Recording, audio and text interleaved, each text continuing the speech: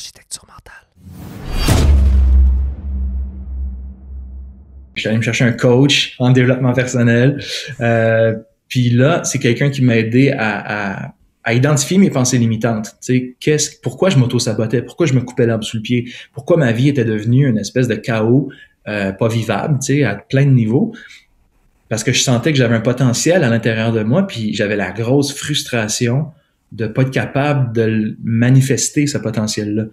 Puis mon coach, à l'époque, m'a dit une phrase qui m'est restée. Il m'a dit « L'insatisfaction que tu ressens face à ta vie est proportionnelle au potentiel qui sommeille en toi. » Oh, ça c'est malade, parce que je fais une parenthèse, on a une espèce de croyance il y a quelque chose qui circule beaucoup dans le domaine du développement personnel, c'est que l'insatisfaction doit être éradiquée, puis il faut que tu apprennes à apprécier ce que tu as, puis je trouve que c'est la moitié de l'équation, parce qu'il faut que tu apprennes à apprécier là où tu es rendu, mais je veux dire, il faut pas que tu turn off tes désirs, tes insatisfactions, c'est le moteur du changement, puis de ta vie, tu sais, fait que je trouve ça c'est important.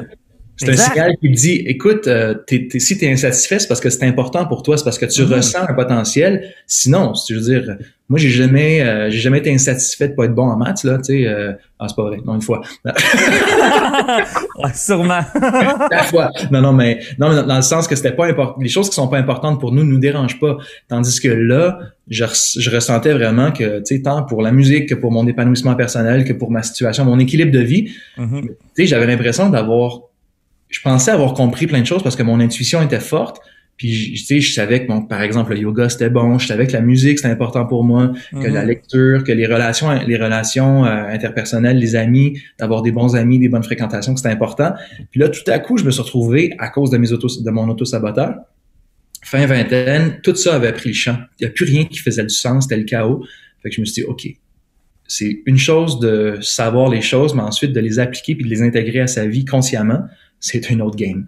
Tu sais, fait que c'est ça. C'est là que j'ai lancé La Solution est en vous, dans ce désir de retrouver un équilibre puis d'en faire profiter les autres. Ça, c'est hot, parce que t'as lancé La Solution est en vous avant d'avoir démantelé ces croyances-là. Finalement, tu t'en es servi comme outil dans le but de grandir. Ça, c'est génial. Puis c'est exactement ce que je fais avec Architecture mentale, parce que, tu sais, mettons, je pose des citations quotidiennement comme tu le fais, puis ces citations-là, c'est des citations qui me touchent puis que j'ai besoin d'entendre, tu sais.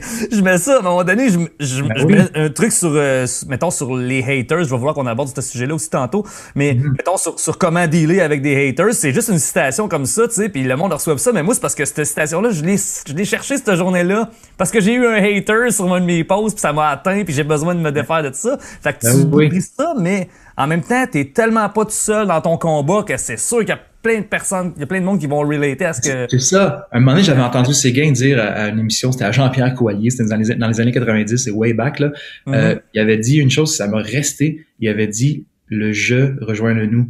Quand tu chantes une chanson au je, les gens qui l'écoutent le reçoivent aussi parce que, puis c'est fou parce que dans les sagesses autochtones, là, ça fait partie de mon chemin aujourd'hui. J'ai ma plume devant moi de plus en plus parce que, tu sais, ma plume guide ma parole. J'essaye, en tout cas. Okay. Puis, dans les sagesses autochtones, tu sais, eux autres sont vraiment pas, si tu parles d'un homme médecine, c'est pas quelqu'un qui va te dire, voici la vérité, voici comment faire, tu sais, suis ce chemin-là. C'est quelqu'un qui va t'amener à découvrir ton propre chemin. Puis, c'est quelqu'un qui un homme médecine, ça parle à partir de son expérience personnelle. Puis c'est à partir de là que dans la résonance, quand tu es capable de t'approprier dans ce que la personne a dit, qu'est-ce qui te parle finalement, ben tu vas chercher qu'est-ce qui est bon pour toi, puis c'est ça la médecine, tu sais.